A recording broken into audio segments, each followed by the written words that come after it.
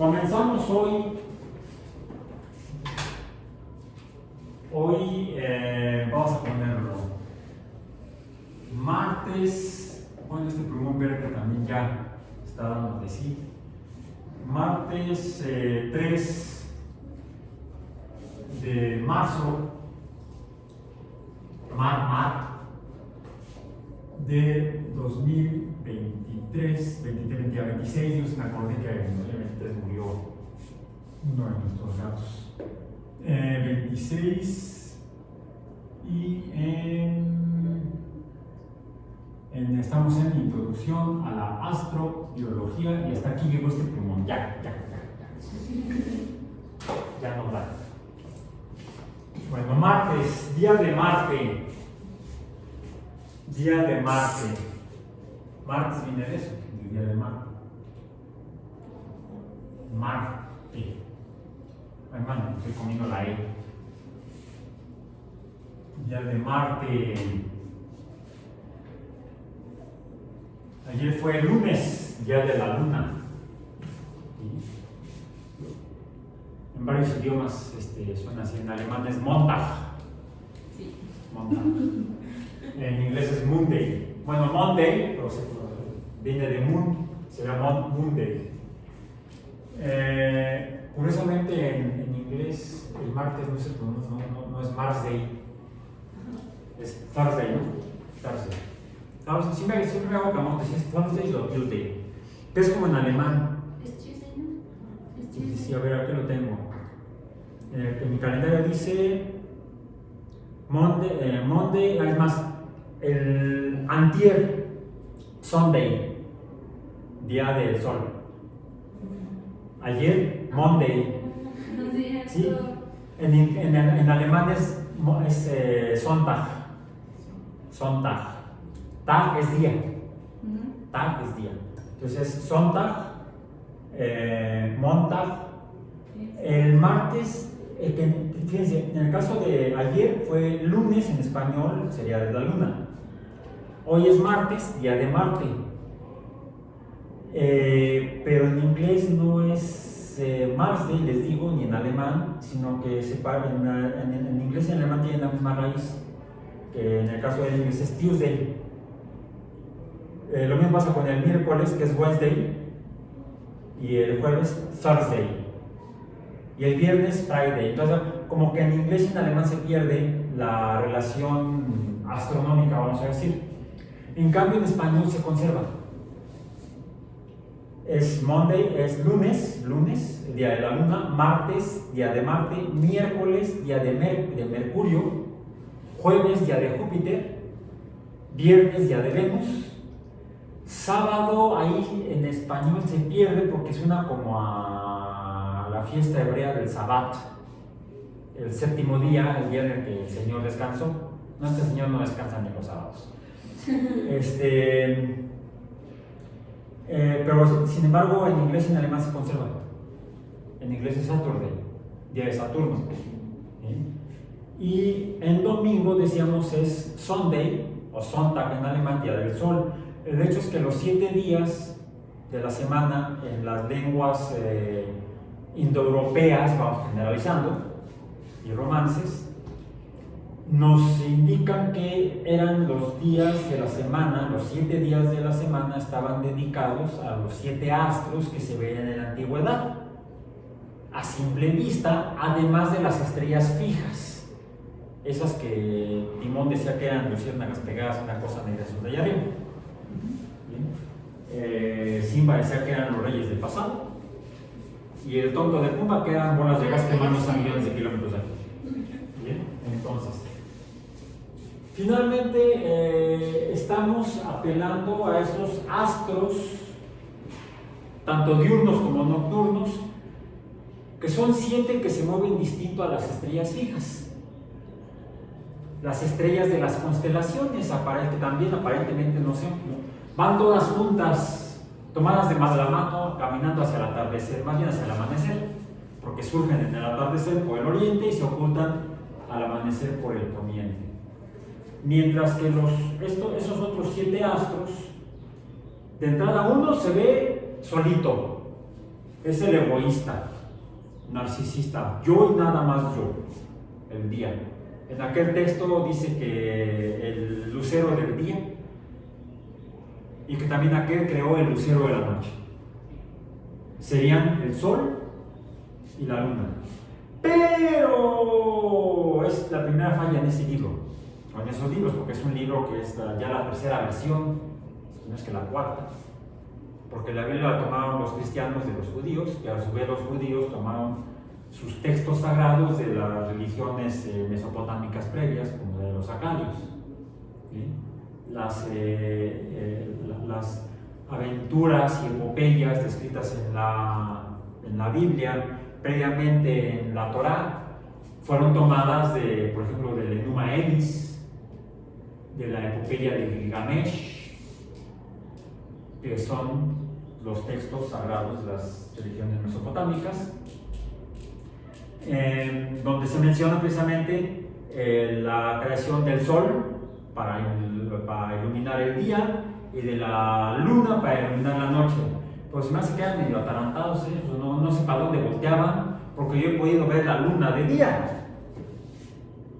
No es nada extraño que podamos ver. Déjame ver si tengo aquí alguna fotografía de la luna de día. Sí, debo tener. Debo tener fotografías de la luna de día. Déjame ver. Pues como a las 6 todavía se ve, ¿no? ¿Mande? Como a las 6 todavía se ve. Pues es que depende del día y de la hora. Bueno, en mi pueblito lo sé. Sí, por ejemplo, aquí está. Esta la tomé incluso en la terminal, en el aeropuerto de Aguascalientes, viene la fecha. El 8 de abril de 2017 a las 19:05 minutos.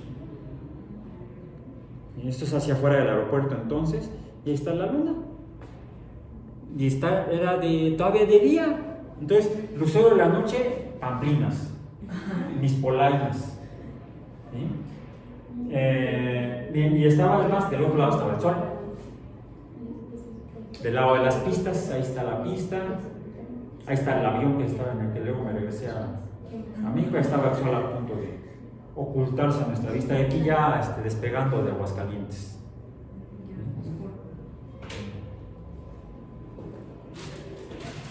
Esta es la foto de la charla que fui a dar en aquella ocasión, en la universidad. En la Universidad Autónoma de Aguascalientes. Una charla para niños de secundaria.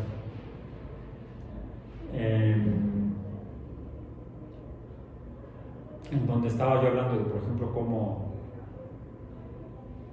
cómo concebían el mundo nuestros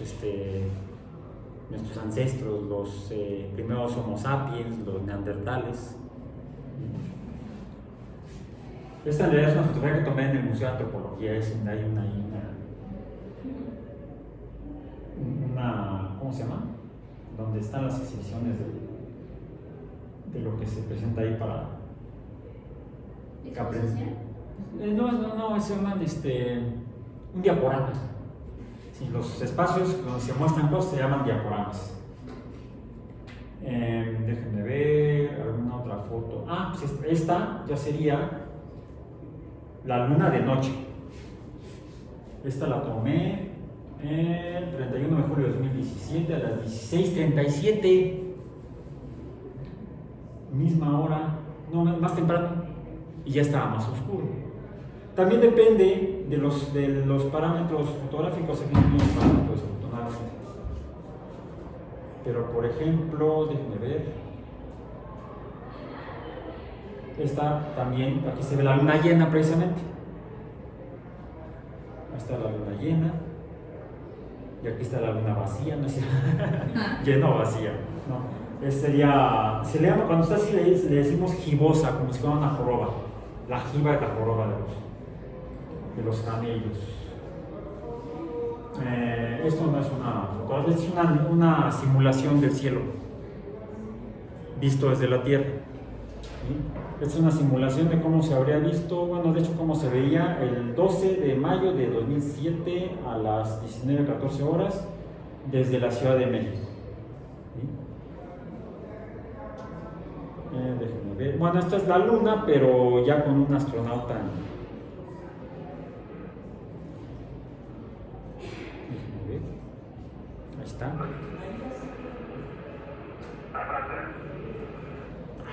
David Scott dejando caer el martillo y la pluma en ese famoso experimento lunar. Y esta es la Tierra, ya la habíamos visto rotando, tomada por la nave Galileo, la astronave Galileo, diría mi maestro, don Pepe de la Herrán, en su viaje hacia Júpiter. Déjenme ver, ¿qué más tenemos aquí que tenga que ver con los astros? Con los astros. Bueno, este era un diaporama, ya no está.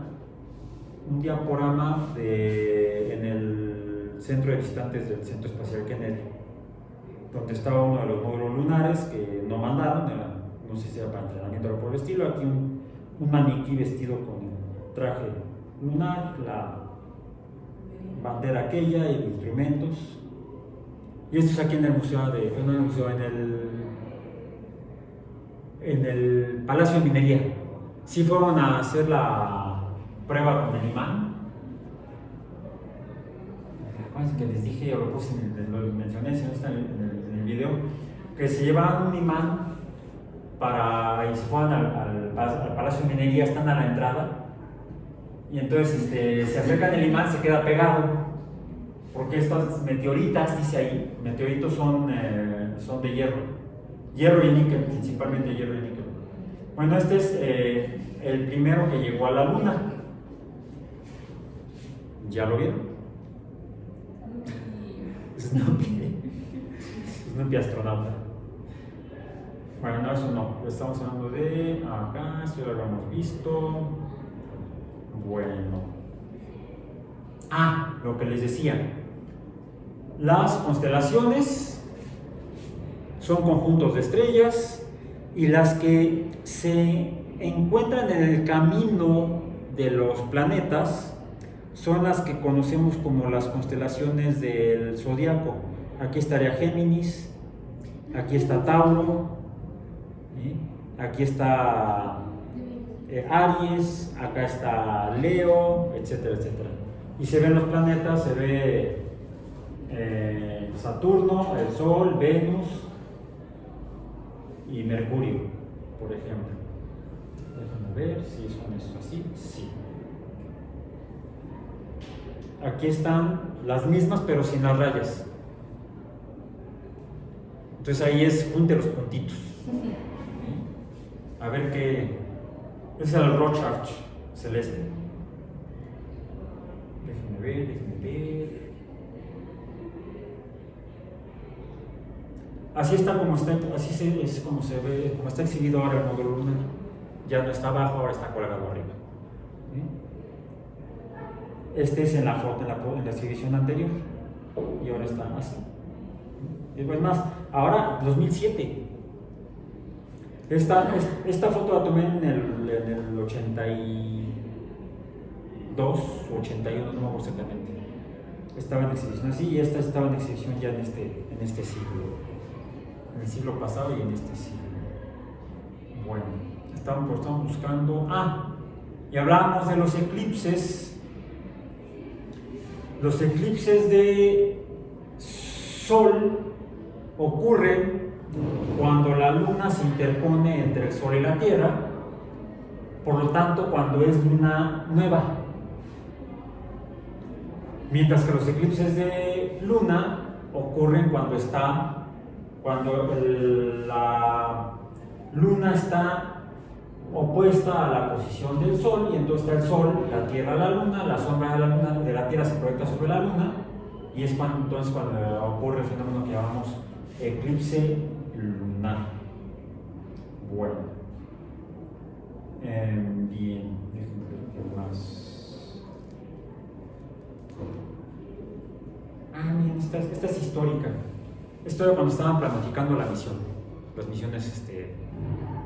Esta era una maqueta, un diorama precisamente con el que fueron a pedirle dinero al Congreso entonces para que les dieran para ir a la Luna. ¿Sí? Es lo que no han hecho ahora, por eso no les dan el dinero. Ok. Estaba yo buscando. no creo que fotografías, llegué a tomar fotografías de Marte, pero nace un puntito rojo. ¿Por qué un puntito rojo? Bueno, ¿por qué un puntito rojo? ¿Por qué se verá rojo esa estrella errante? Estrella, así está descrita la Marte, visto por los astrólogos y astrónomos del pasado,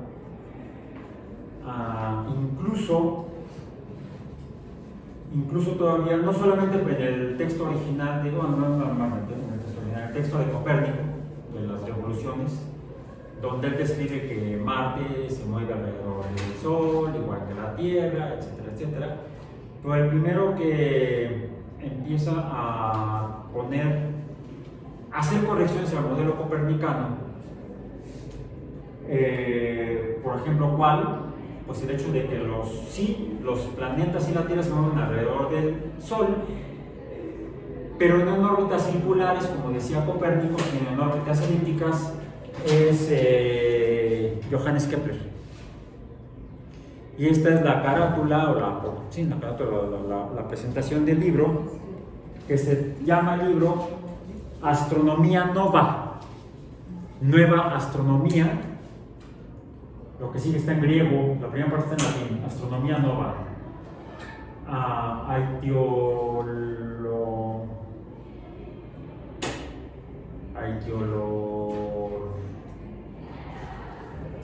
Aitiolortes, creo que dice, se me olvidó.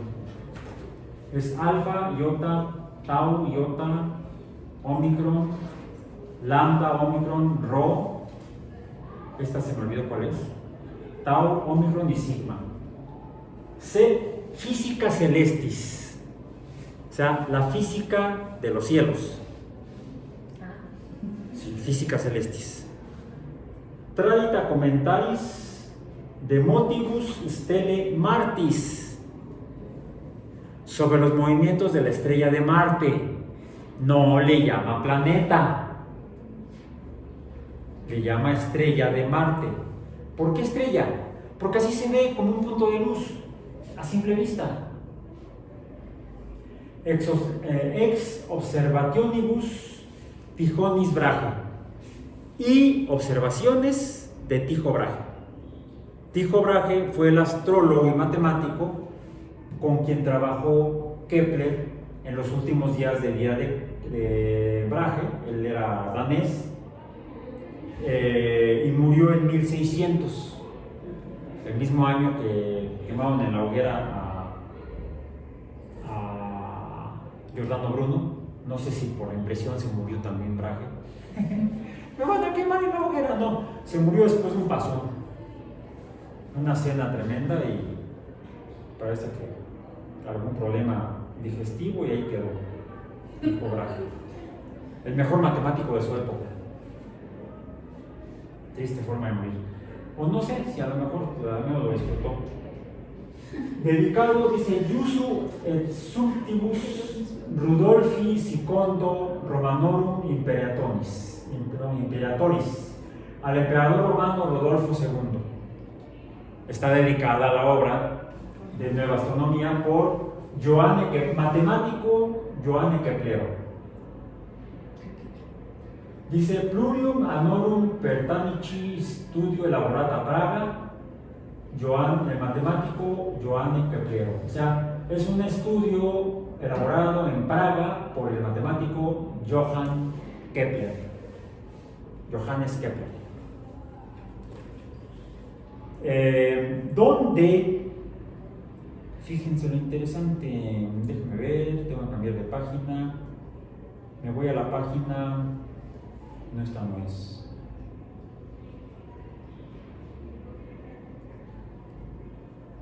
Aquí está, Astronomía Nova de Kepler.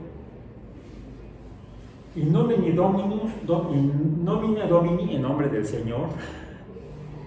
Eran muy apegados a la religión todavía. Todavía algunos. Comentariorum de motivus stelle Martis, pars prima de commentarione hypothesium caput 1 de differentia motus primi et secundorum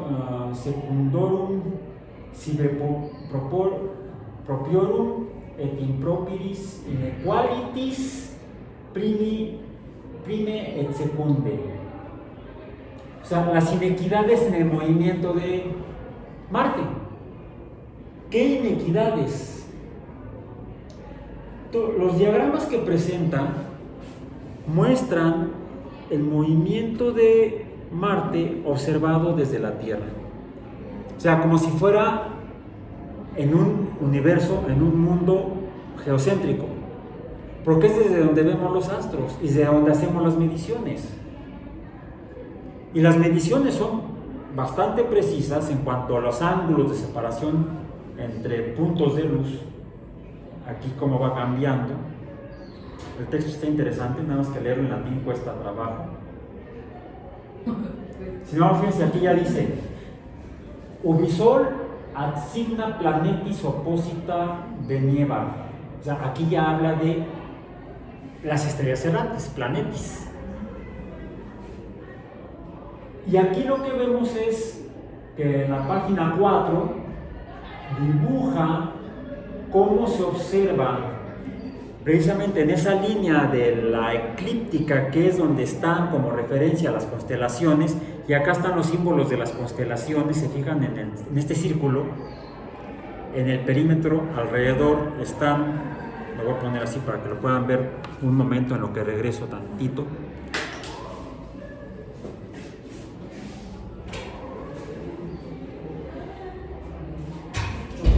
Como 50. Son 5.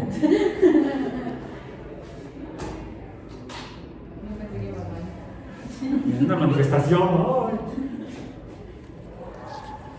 Entonces, aquí lo que vemos son las constelaciones como referencia de posición a lo largo del año, del ciclo anual, de las posiciones que presenta Marte visto desde la Tierra.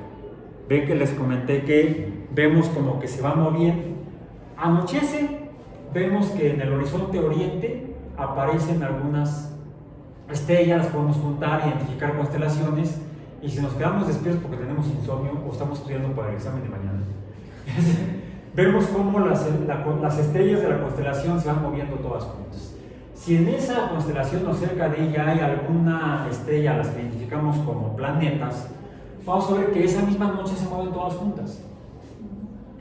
Pero al pasar de las noches, vamos a observar que mientras que las estrellas de las constelaciones se siguen moviendo todas juntas a lo largo de la noche hasta el amanecer, al pasar día tras día por la noche, esa estrella, punto de luz, que correspondería a un planeta, se encuentra en una posición distinta respecto a las constelaciones. Es decir, no se mueve junto con las estrellas llamadas fijas. Es lo que observaban de esas 5 estrellas desde los acadios en Mesopotamia, los mayas en nuestro continente, los indios en Asia, ¿sí? En las diferentes sociedades humanas que han volteado al cielo nocturno, han podido observar esas 5 estrellas errantes, astares planetes. Mercurio, por eso lo vamos a poner así: Mercurio, por sus nombres romanos, Venus, Marte, Júpiter y Saturno. Las pongo así porque hay una diferencia fundamental. Estas dos, Mercurio y Venus, nunca las vamos a ver en el cenit, ¿sí? Arriba de nuestras cabezas, jamás. En cambio, Marte, Júpiter y Saturno sí las podemos ver, estas 3, en el cenit. Es decir, en algunos días, al anochecer, aparecerá quizá en el horizonte o más arriba, y en un momento en la noche la vas a poder ver como tal vez hoy, asómense si no está nublado, por ahí de las 10 de la noche si todavía no se duermen porque están estudiando para el examen de mañana. No es cierto, porque mañana no hay clases aquí en la universidad, entonces no puede haber examen mañana. Mañana 4 de marzo no hay actividad, está cerrada la universidad. Van a poder ver a Júpiter en particular. Ahorita están muy populares, están anunciando el desfile de los planetas. Sí, al atardecer vemos, después de que se oculta el Sol, de hecho van a ver a Mercurio, es más, déjenme ponerlo aquí, el Sol no estaría aquí, el Sol estaría acá, aquí estaría el Sol, este es el Sol, vistos de la Tierra, y van a ver más cerca del Sol, creo que en este momento, creo que a Mercurio o a Venus, una de las dos, puede cambiar la posición. Marte ahorita, por cierto, no está aquí, vamos a ponerle asterisco, Marte está acá abajo, no lo podemos ver al atardecer o después del atardecer, lo podemos ver antes del amanecer en el oriente, esto sería el Sol en el poniente. Poniente podemos ver al Sol y por encima del Sol vamos a poder ver durante los próximos días a Mercurio, a Venus, a Saturno y a Júpiter en el cenit. Entonces vamos a poner aquí a Júpiter, vamos a ponerle un símbolo así, es decir, que Júpiter está por acá en el cenit, arriba de sus cabezas. Entonces eso del desfile de los planetas, mi abuela. Porque de entrada Marte no está visible en el mismo momento y no lo podemos ver antes del atardecer porque es tan intensa la luz del Sol que no vemos a ninguno de los planetas. Marte ya se ocultó debajo del horizonte y por encima del horizonte están todavía Mercurio, Venus y Saturno. Júpiter pues no está junto a estos, está hasta para allá.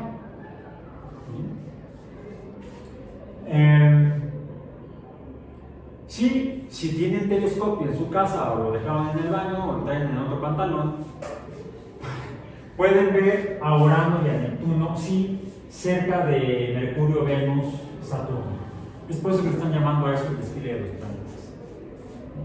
Ocurre recurrentemente a lo largo de los años, por ejemplo, que de repente están varios de los planetas cerca desde nuestro punto de visión, como veía Kepler a los planetas a Marte moverse, tal vez junto con las estrellas a lo largo de la noche, pero a partir de las diferentes noches, los planetas van cambiando de posición respecto a las constelaciones. Es por eso que les llamaban estrellas errantes. Entonces, los planetas en la antigüedad eran estrellas errantes.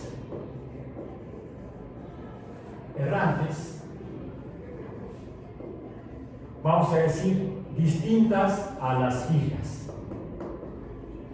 que son las de las constelaciones.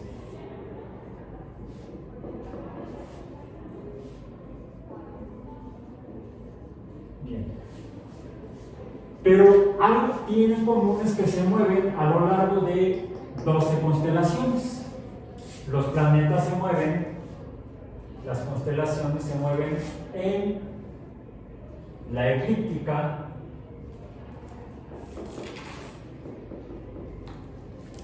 que es donde están las constelaciones del zodiaco. Porque hay dos constelaciones que están fuera de la eclíptica.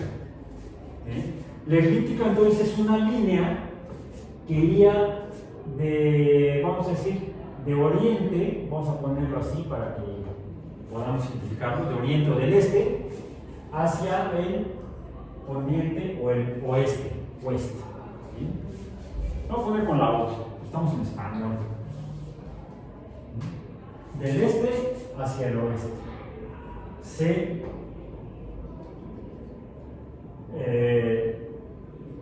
encuentra la línea de la eclíptica, que inicialmente sería la línea a través de la cual, a lo largo de la cual veríamos que están cambiando de posición o moviéndose o desplazándose los planetas desde el punto de vista de la Tierra, o vistos como dentro de lo que fuera un sistema geocéntrico, si lo es, pero de observación.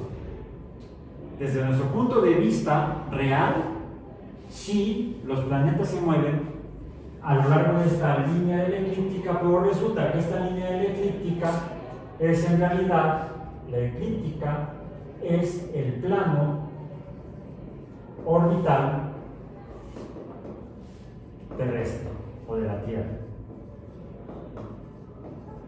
Y respecto a este es que tomamos como referencia cómo se mueven los demás planetas en esa línea. Bueno, algunos se mueven un poquito afuera, un poquito adentro, o la van cruzando. Eso nos habla de que cada planeta realmente ya en el modelo heliocéntrico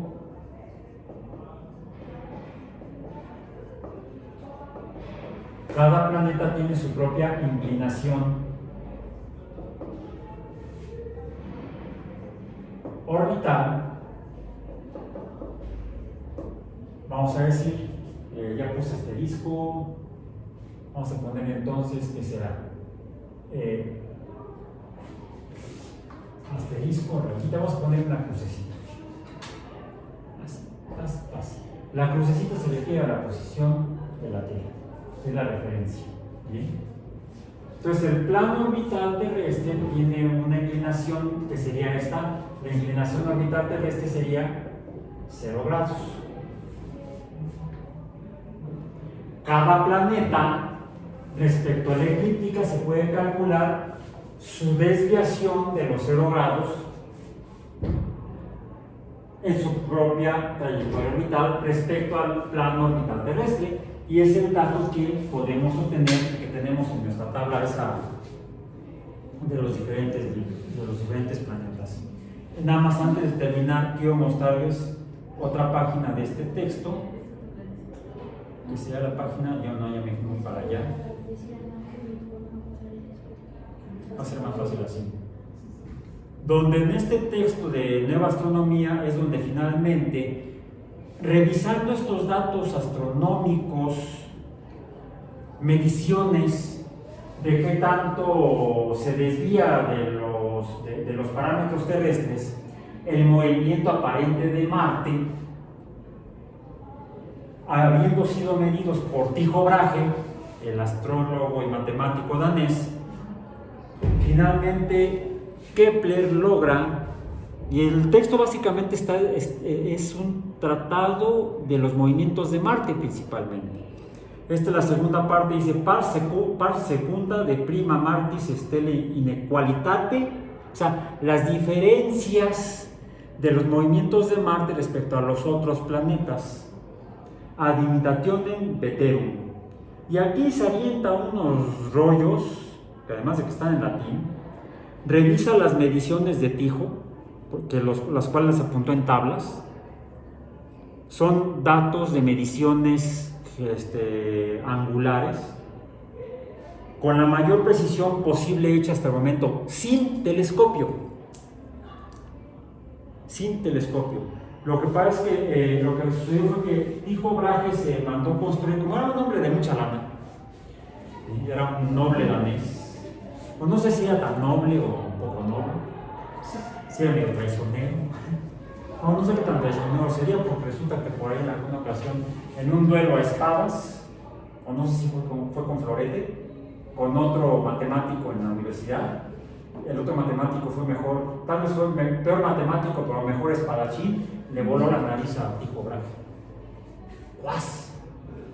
Entonces Tycho Brahe, para taparse el efecto, para andar pensando que era el mejor matemático y discutiéndolo con espadas en lugar de con ecuaciones, se puso una nariz de oro. Es por lo que, una de las razones por las cuales era famoso Tycho Brahe en su época. Déjenme cerrar para irme entonces a otro documento aquí. Tengo por acá. Aquí está. Bien. Entonces, de aquí obtenemos entonces el modelo copernicano, es el que tenemos en esta lámina. Este documento que tenemos como Marte Kim PDF. ¿Ya lo descargaron? Si no, descarguenlo, acuérdense del CP. Sí. Entonces, estas serían las órbitas planetarias ya en el modelo heliocéntrico, pero de acuerdo al modelo de Copérnico. órbitas circulares, tendríamos al Sol en el centro. O es más, Copérnico no dice que esté en el centro, dice que está cerca del centro. De hecho, ningún modelo establece al objeto central, ni el modelo geocéntrico ni el modelo heliocéntrico de los astrólogos correspondientes describe ni a la Tierra ni al Sol en el centro del sistema. Tanto la Tierra en el modelo geocéntrico está cerca del centro o un poco fuera del centro, como el Sol está un poco fuera del centro. Haciendo esta acotación, tendríamos primero a Mercurio, Venus, Polaris, o sea la Tierra, Martis, Jovis, Saturnus y Stellarum, las estrellas. Esto lo encuentran. Y aquí algunos de los fragmentos, algunos de los diagramas que están en la obra de Kepler de Nueva Astronomía, mediante la cual, ¿qué es lo que vemos aquí? Círculos desviados del centro, que son los que le llevan a Kepler plantear. Kepler en 1609, en esa obra, en Nueva Astronomía, vamos a poner en español, ya vimos que es Astronomía Nova, Nueva Astronomía, describe que los planetas se mueven en órbitas. Las órbitas son elípticas. Con el Sol está en uno de los focos. Con el Sol en uno de los focos. En un foco de la elipse. La segunda ley de Kepler, que los movimientos varían dependiendo de la posición en la que estén respecto al foco, la trayectoria del planeta. Se mueven a mayor rapidez o velocidad cuando están cerca del foco donde está el Sol y más despacio cuando están lejos del foco. Sería la forma en la que deberíamos describir hoy en día la segunda ley de Kepler. Y la tercera ley de Kepler es que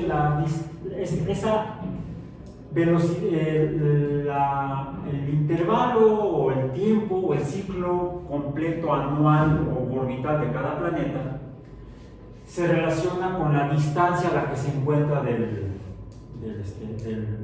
la estrella del Sol, y por lo tanto también habría una distancia específica, una distancia orbital relacionada con el periodo orbital. A menor periodo orbital, menor distancia al orbital. A mayor periodo orbital, mayor la distancia orbital respecto al Sol que está en el foco. Esas sean las tres leyes de Kepler. Por cierto, en la Nueva Astronomía publica la primera y la segunda leyes de Kepler. La tercera ley de Kepler la publica años después. Pero eso es fundamental para poder llegar a los siguientes parámetros. ¿Cuáles son? El primero, el hecho de que sean elípticas las órbitas nos habla de la excentricidad. ¿Cuál es la excentricidad de la Tierra? La excentricidad de la Tierra, ya la hemos anotado varias veces, 0.01, algo así. Es 0.017. Se puede hacer 0.01, acordar aquí, pero es 7, casi 2. Menos de 0.02. ¿Y de Marte? Es 0.094. 0.094, es casi 10 veces, no 10 veces, 10 sería 4 veces más excéntrico que la, vamos a ver, divide 94 entre 17, ¿cuánto da? Casi 4, ¿no? ¿Está 4? 4 o 5. Entre 4 y 5 veces más excéntrica la órbita de Marte que la de la Tierra. 5.52. Entonces no es 74.5, es entre 5 y 6 veces más elíptica la órbita de Marte que la de la Tierra. Esta es la elipticidad, pero el Sol no está en el centro de la elipse, está en uno de los focos, por lo tanto hay una distancia menor y una distancia mayor, que serían el perihelio la distancia menor, y el afelio, la distancia mayor. ¿Cuál es el perihelio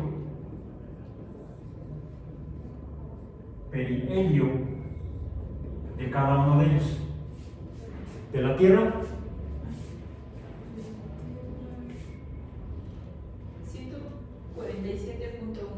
147.1 millones de kilómetros. Vamos a ponerlo por 10 a las 6 kilómetros. En el caso de Marte, 206.6 millones de kilómetros. Es el periodo, o la distancia menor al Sol. ¿Cuál es el afelio? De la Tierra, Más de poner aquí, puedo quitar la unidad, lo voy a poner por arriba, para no acabar mi pizarrón antes de tiempo. Afelio, y voy a poner aquí que es por 10 a la 6 kilómetros, millones de kilómetros. El afelio de la Tierra es 152.1. 152.1. De Marte, 249.2. 49.2. Las diferencias, en el caso de la Tierra no pinta, es menos de medio millón de kilómetros, ¿no?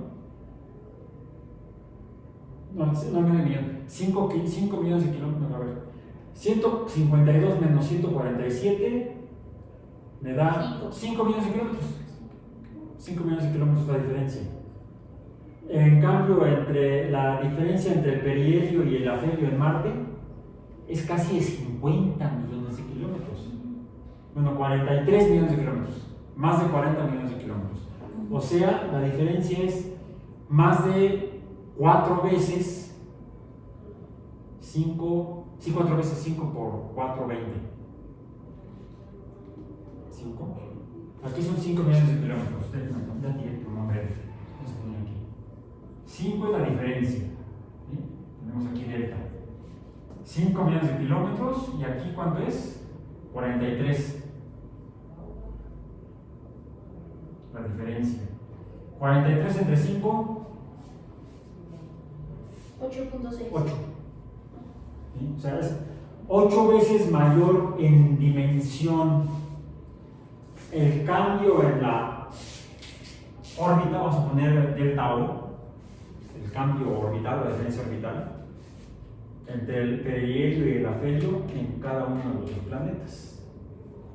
¿Qué tanta influencia tendrá el hecho de que aquí son más de 40 kilómetros de menos que se aleja Marte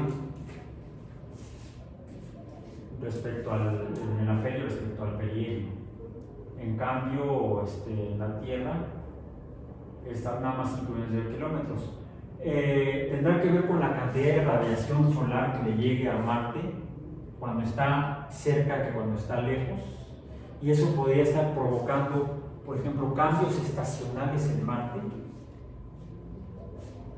Debemos recordar cuál es la causa de las estaciones o los cambios, porque hay épocas en las que en el periodo orbital de la Tierra sentimos más frío o menos frío, pero eso depende de dónde vivamos. Si viviéramos en el norte de Brasil o en la zona central de África, quizá no lo notaríamos, porque estamos cerca del Ecuador o en el Ecuador.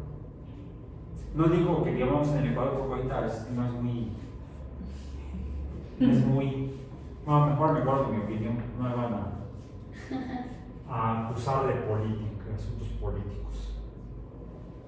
En el Ecuador son poco notables los cambios en el Ecuador, no digo solamente en la República del Ecuador, son poco notables los cambios en las condiciones meteorológicas o climáticas a lo largo de los 365 días del periodo orbital de la Tierra. Es muy homogéneo el clima. De ahí dependería de la altura sobre el nivel del mar, porque es curioso, alguien dirá, bueno, entonces en el Ecuador no hay nieve ni hielo, pues ¿qué creen que sí hay? No crean que no hay neverías o paleterías, sí hay.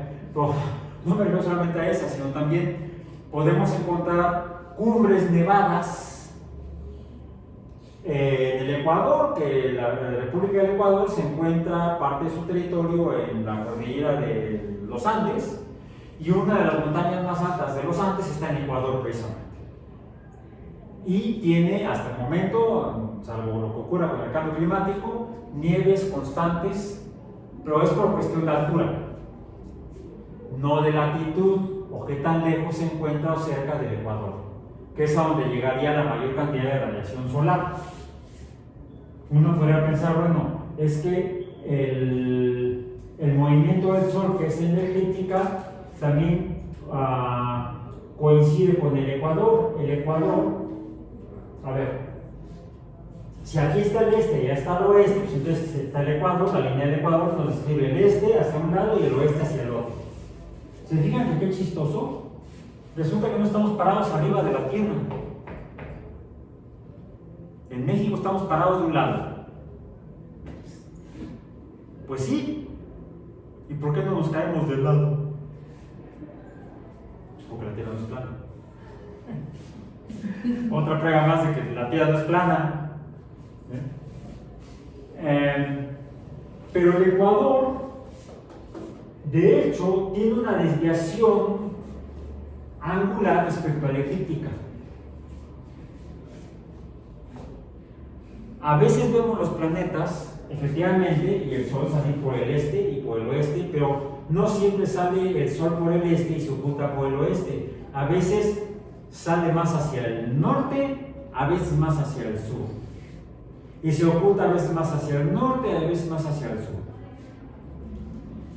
Hace un par de meses, sí fue en diciembre, no, ya son 3 meses, estamos comenzando marzo. Aunque no mucho, porque fue a finales de diciembre, alrededor del 20 de diciembre, que el Sol visto aquí desde la Ciudad de México salió en la posición más alejada del este hacia el norte, hacia acá. No, al contrario, hacia el sur, hacia acá, hacia el sur. Visto desde el este, si nos veo. No, hacia aquel lado. Estoy tratando de poner cómo se ve desde mi ventana. Entonces, la ventana que tengo ahora donde vivo, porque antes la ventana que tenía donde vivía antes, daba hacia el oriente, no estaba hacia el poniente, hacia el oeste. Hacia el oeste daba. Y yo veía que era del lado izquierdo, pero era no al amanecer, sino al atardecer. Ahora sí, mi ventana da hacia el amanecer, por eso no lo veo, ya no me levanto tan temprano como antes. Por eso no vi el eclipse, si no, si lo hubiera visto. Y entonces ahora veo que estaba el Sol saliendo más hacia el sur, hacia la derecha. Entonces el sur está aquí. Y el norte está hacia el otro lado, hacia acá. Hacia acá está el norte. Bien. El Sol en diciembre al amanecer salía más de este lado, hacia mi derecha desde mi ventana. Y últimamente se ha estado acercando hacia el poniente. Hacia el poniente, no hacia el poniente, no hacia el poniente. Hacia el oriente, digo como hacia el poniente. Hacia el oriente, entonces, el Sol en el poniente, el Sol en el poniente. Así que estaba hablando ahorita de el desfile de los planetas, ¿verdad? Vamos a ver entonces así, como si estuviera yo en otro departamento. Entonces el Sol poniente, para no cambiar el dibujo. Entonces hacia acá no está el sur, hacia acá está el norte, desde esa ventana, y hacia acá está el sur, hacia la izquierda está el sur, porque estamos viendo hacia el poniente. En diciembre, el 20 de diciembre, el Sol se oculta no por el oeste, por el poniente, sino hacia el norte. Sí, del lado poniente, pero hacia el norte. No exactamente en el poniente. Si yo tomo una brújula, voy a ver que el Sol al atardecer, respecto a la brújula, no está apuntando hacia el oriente, hacia el oeste, sino hacia el noroeste, vamos a decir. está hacia el noroeste. En cambio, el 21 de junio, el Sol se oculta hacia el sureste y solamente se oculta hacia el suroeste, digo hacia el suroeste, no sureste, suroeste, hacia el sur poniente. Y en cambio solamente se oculta en el poniente el 21 de marzo. ¿Qué día es ese? El equinoccio primavera. No, ¿qué día es este? El 21 de marzo. Es el día de Benito Juárez, el natalicio de Juárez. Pero cuando estaban en el kinder no las llevaban en triciclo floreado.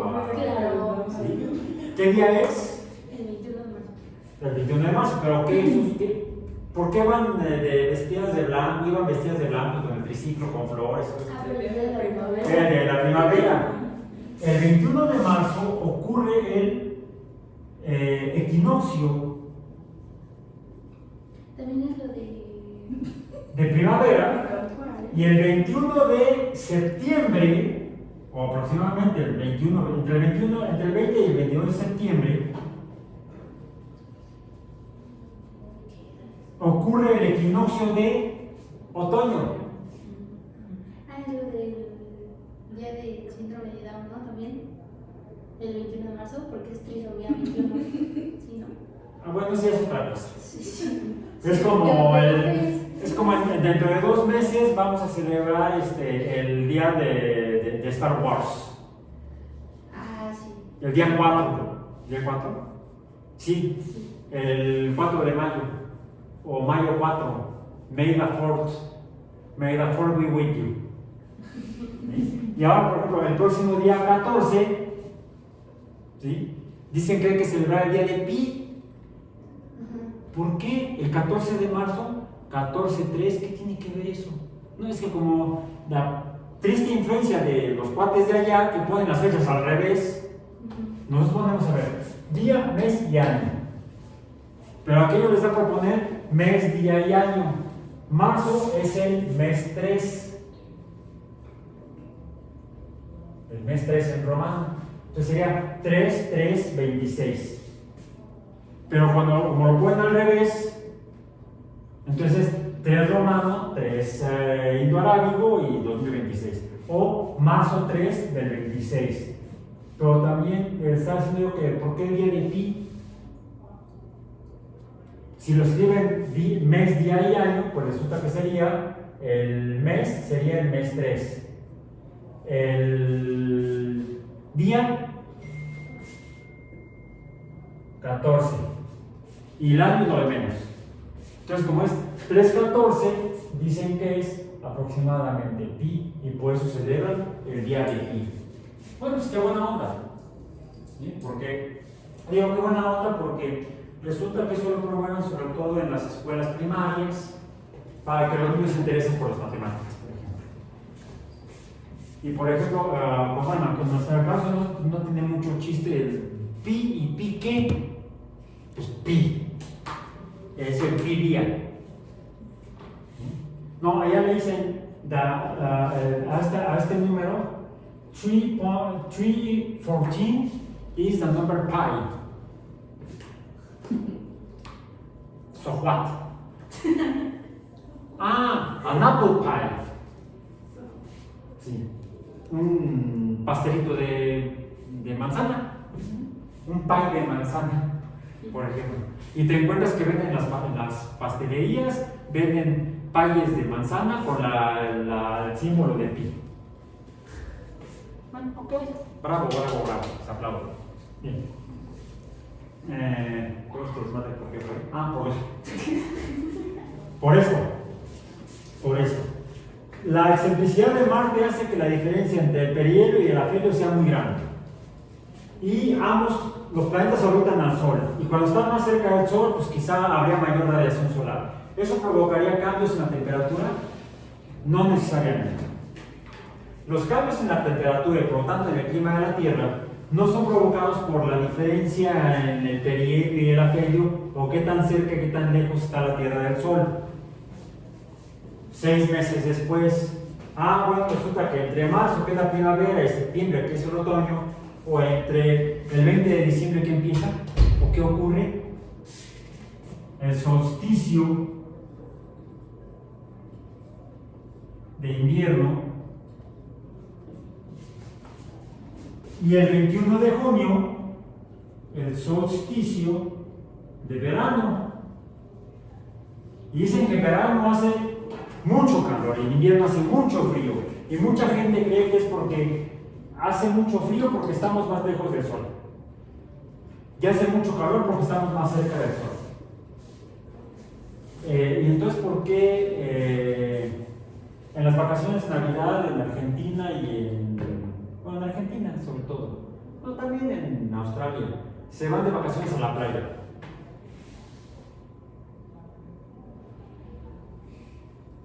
Que porque hace mucho calor.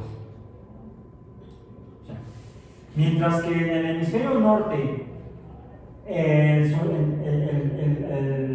diciembre y enero y febrero hace frío, en el hemisferio sur, Chile, Argentina, Australia, Nueva Zelanda, Sudáfrica, Namibia, etcétera, etcétera, hace mucho calor. ¿Por qué?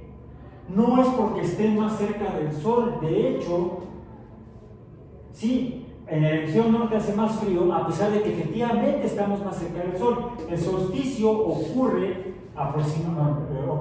el 20 de diciembre, mientras que el perihelio, y este pregunta que está dando de sí, el perihelio ocurre el 4 de enero, mientras que el afelio terrestre, el afelio terrestre ocurre el 4 de junio.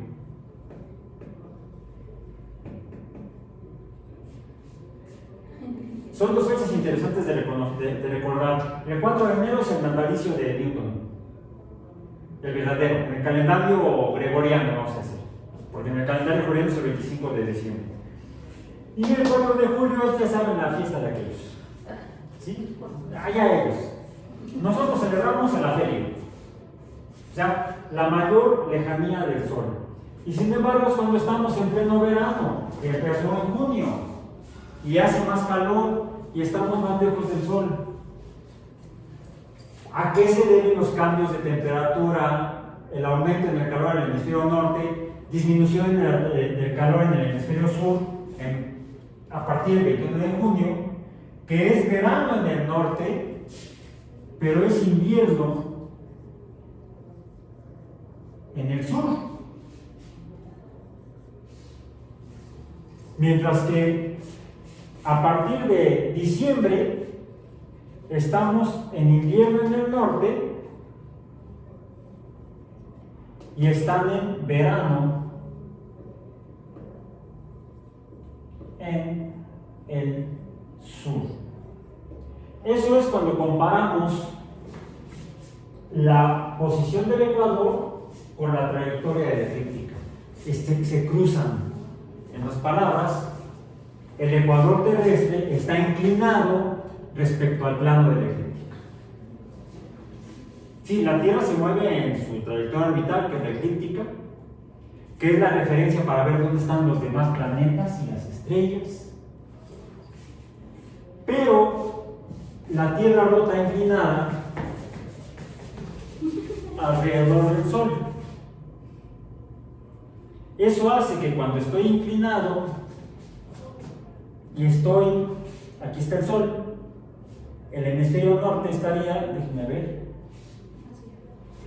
la voy a hacer así, la voy a hacer así, ok, está el Sol aquí, este es el Sol, acá está el norte. Entonces le llega menos radiación solar al norte que al sur, le llega más radiación solar al sur que al norte entre diciembre y marzo. Por lo tanto, el norte se enfría y el sur se calienta. Es invierno en el norte y verano en el sur.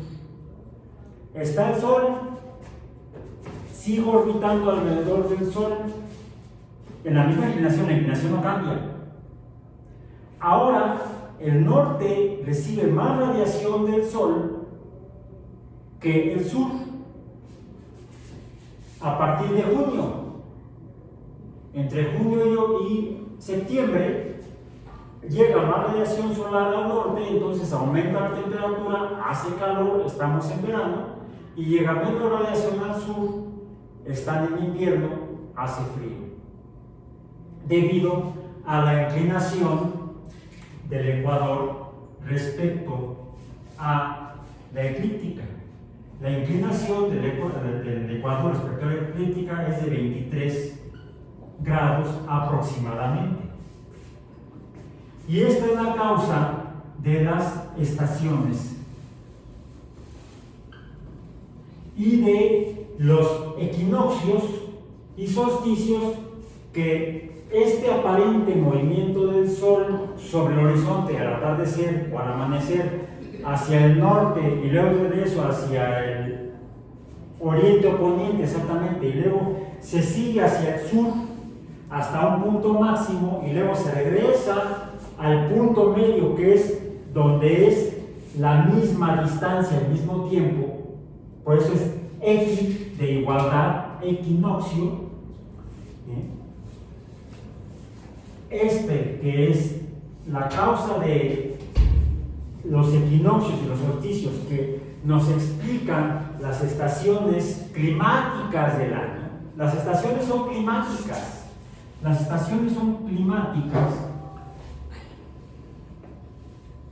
porque de ellas depende, ¿sí? De estas depende, vamos a poner, en función de esto está la temperatura terrestre. ¿De qué depende la temperatura? Sobre la Tierra, en diferentes regiones, depende de la inclinación del ecuador o del eje de rotación polar, que es perpendicular al ecuador.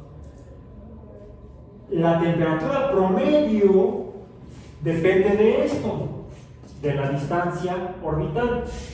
De esto depende, vamos a decir, en función de esto, F de esto, está la temperatura media de la Tierra.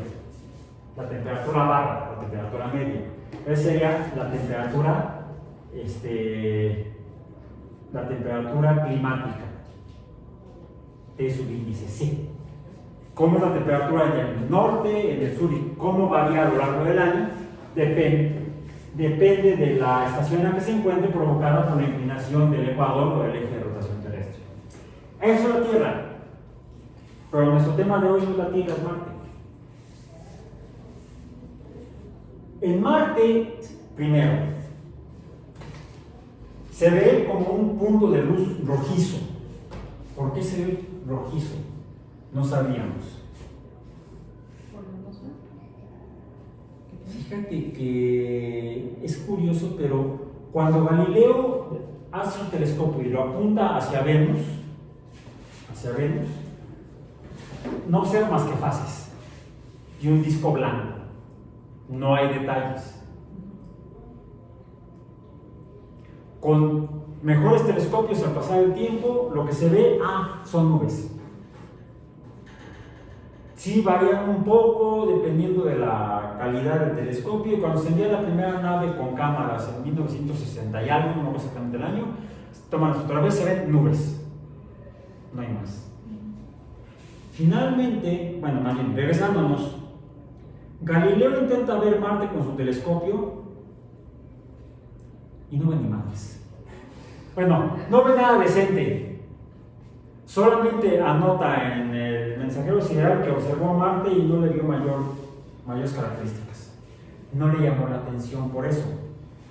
No observó la presencia de fases, a diferencia de Venus. Están dibujadas en el libro de las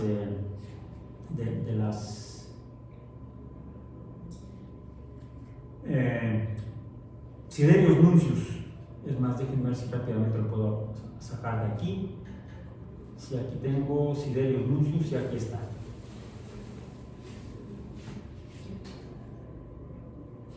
El mensajero sideral está en inglés. The Sidereal Messenger. Esta es las observaciones de los satélites de... Bueno, aquí lo traducen como satélites, pero en realidad en el texto, tanto en el italiano como en español, cuando la traducción en español lo traduce bien, menciona a las estrellas de... Bueno, aquí rápidamente, ya que encontré esto. No están los dibujos. Está, por ejemplo, los dibujitos que hace del cinturón de Orión, o la espada de Orión. Son muchas estrellas. Las Pléyades son más de 7. Esta de acá abajo. Luego, la cabeza de Orión, muchas estrellas. Y luego pone aquí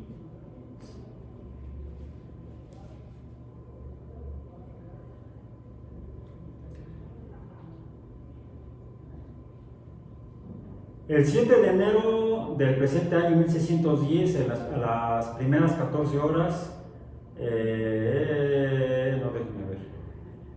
No, sigue viendo estrellitas aquí, siguen viendo estrellas, aquí está. Acá está.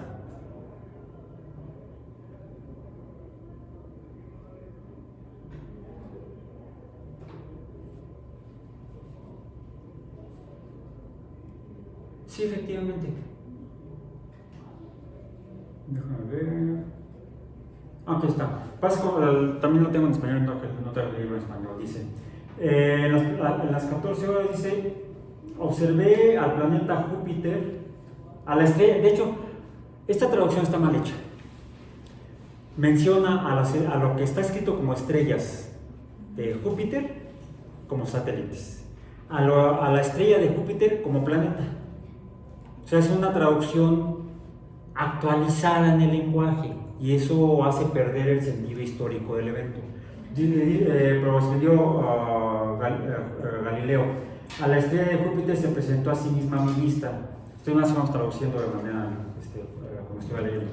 Y habiéndome preparado para ver a través de este excelente instrumento, noté algo que nunca había visto antes con otros telescopios menos potentes, que fueron 3 pequeñas estrellas, pequeñas pero muy brillantes. Eso fue el 7 de enero.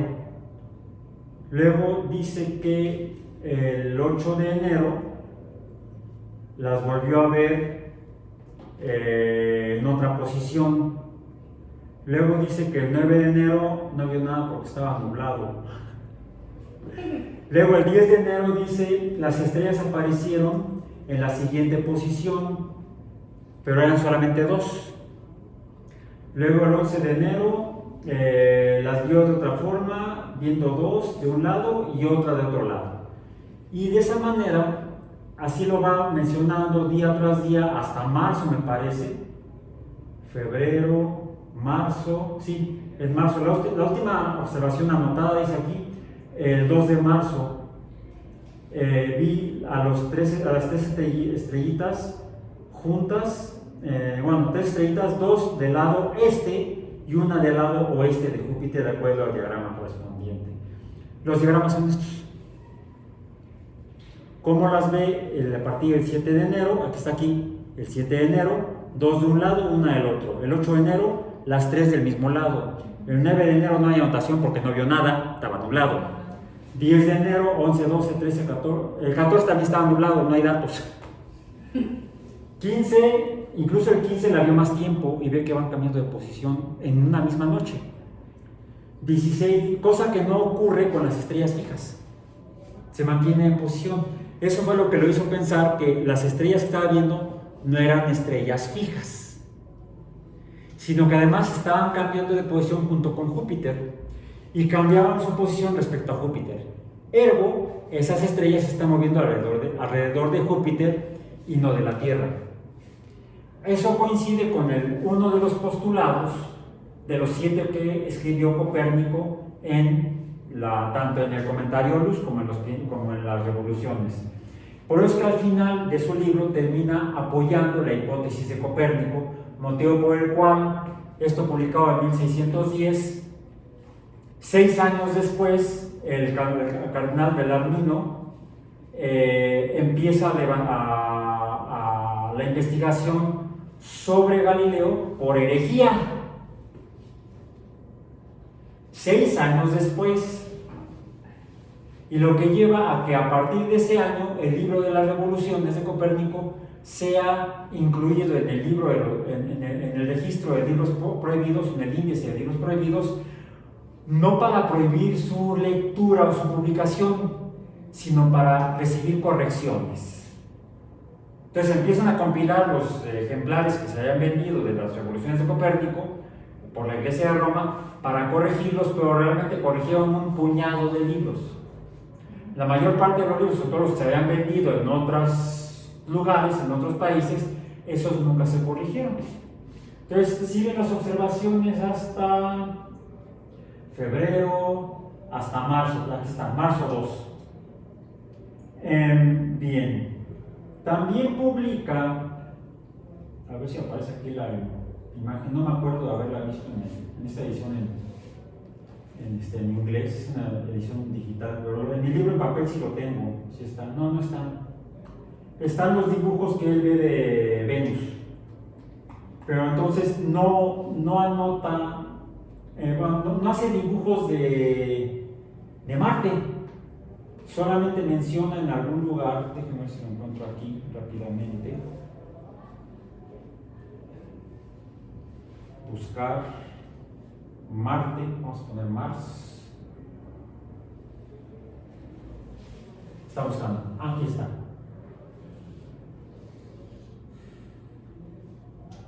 Ahí está.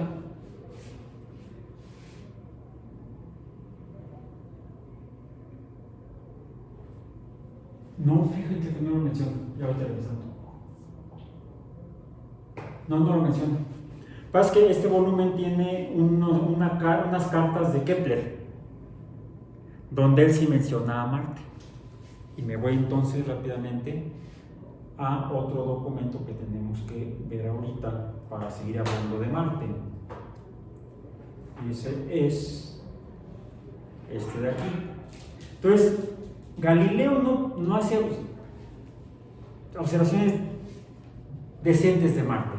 El primero que hace observaciones decentes de Marte es Christian Huygens en 1656. Y digo ya decentes cuando son así de borrosas. Estos son dos cuadros de dibujos que hizo Christian Huygens, neerlandés o de los Países Bajos, que también armó sus propios telescopios y alcanzó a ver algunas sombras en lo que sería la superficie de Marte. Ya para entonces, 1656, es decir, 140 años después de las observaciones de Galileo, ya los astrónomos ya no hacían astrología y ya sabían que las estrellas errantes eran planetas que orbitaban alrededor del Sol. Ya no dudaban del modelo copernicano, pero incluso incluían las correcciones por Kepler de 1609. Algo que también dibuja por primera vez Huygens es el casquete polar del norte. El casquete polar en Marte. Lo que hace suponer que hay climas, hay patrones climáticos.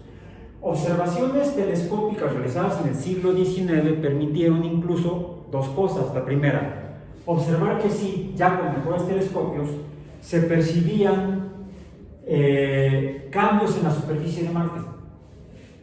Y que estos cambios estaban asociados a la posición de Marte respecto al Sol, pero no intrínsecamente relacionadas con su elipticidad, sino con el hecho de que, habiendo Huygens registrado por primera vez los casquetes polares, un casquete polar, se confirman en observaciones posteriores y ya para el siglo XIX se identifican dos casquetes polares, uno en el norte y otro en el sur. Y no solo eso, identificando bien el movimiento de Marte a lo largo de la eclíptica, se identifica primero que está inclinado respecto a los 0 grados, ¿dónde está? Los 0 grados de la inclinación de la Tierra. La eclíptica terrestre 0 grados respecto a la eclíptica terrestre, Marte está inclinado. ¿Cuál es el dato? Por ahí está la inclinación de la orbital. ¿De Marte? De Marte.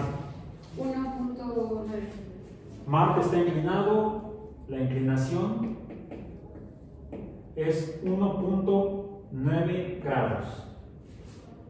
Entonces, ya se ve que está inclinado. Y respecto a su plano orbital, su propio plano orbital, el eje de rotación o el ecuador de Marte, vamos a poner el eje polar de la Tierra está inclinado 23 grados y el de Marte 24.6. 24.6 grados. ¿La Tierra es 23 o 23.5? 20.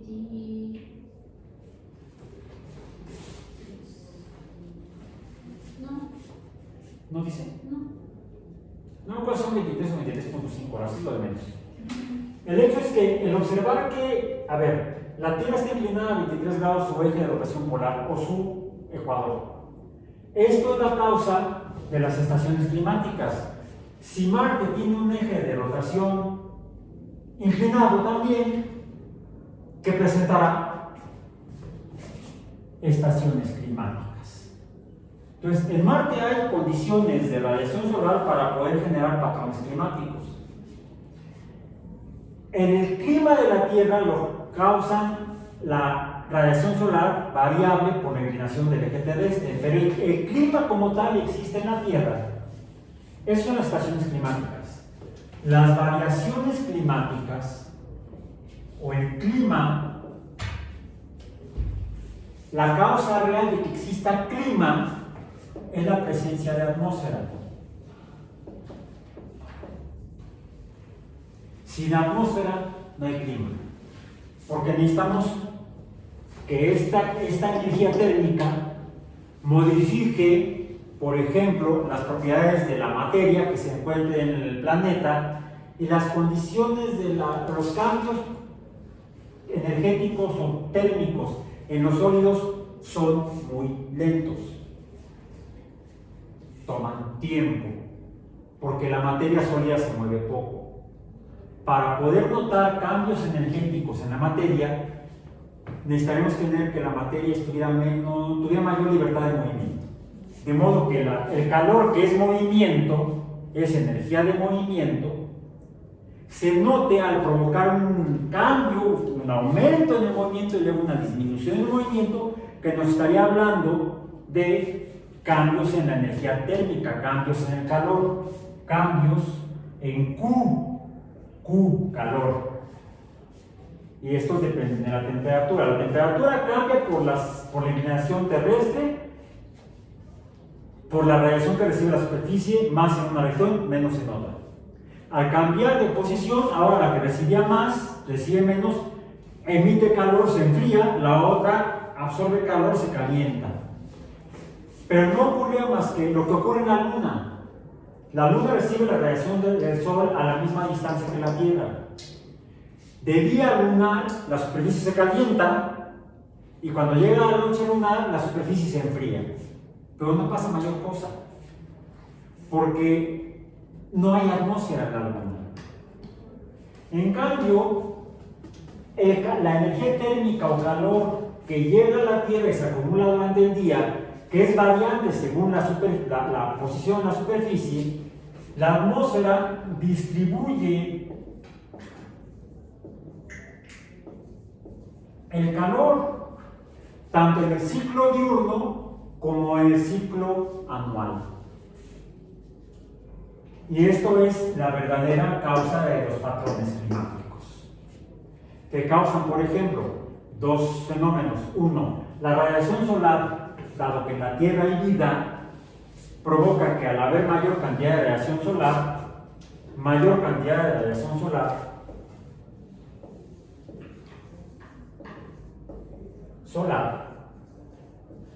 esto cataliza la fotosíntesis.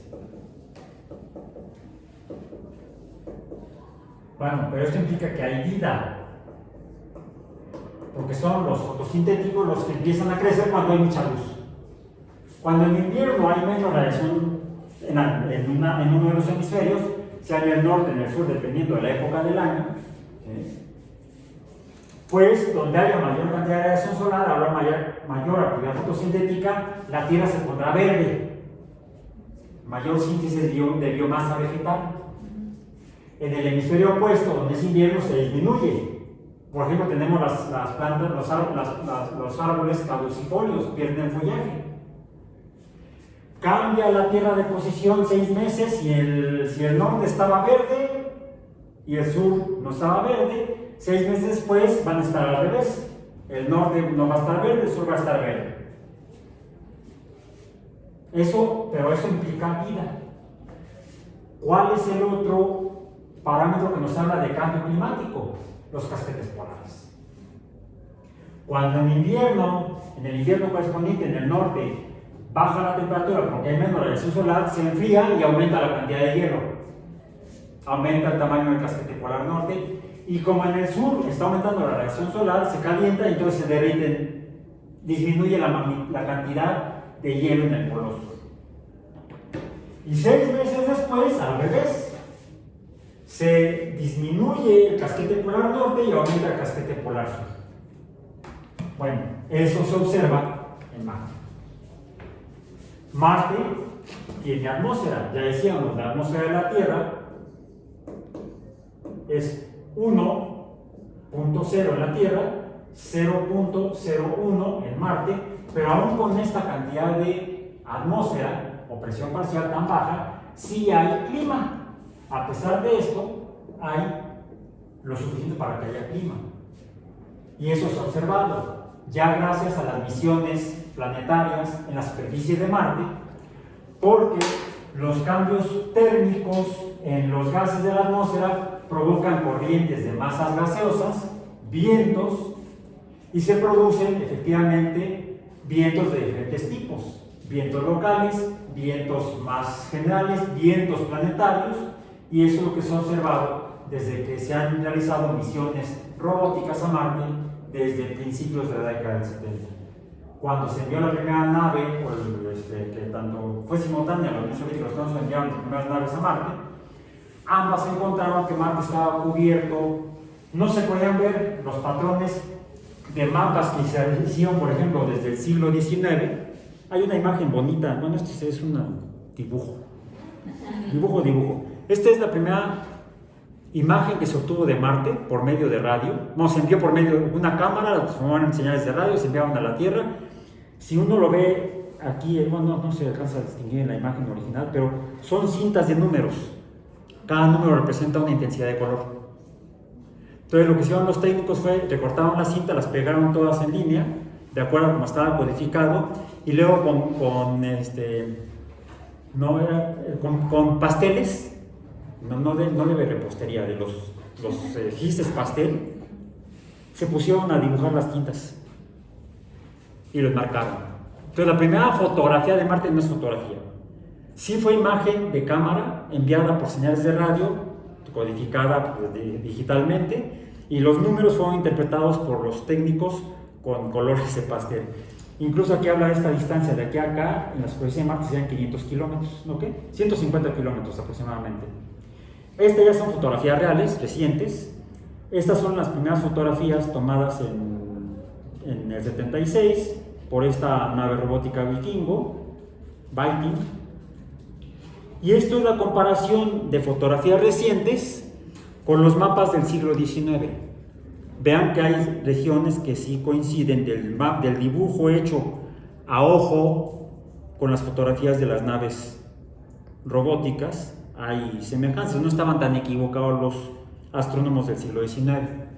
Bien, bueno, la próxima sesión, el próximo jueves, estaremos revisando lo último que mencioné yo aquí, que algunas imágenes están ahí. ¿Cuál es la información que complementaria a esta, obtenida principalmente a ojo a través del telescopio, tanto a ojo simple como a ojo a través del telescopio, tenemos actualmente de cómo es Marte? Lo veremos el jueves. Por hoy terminamos.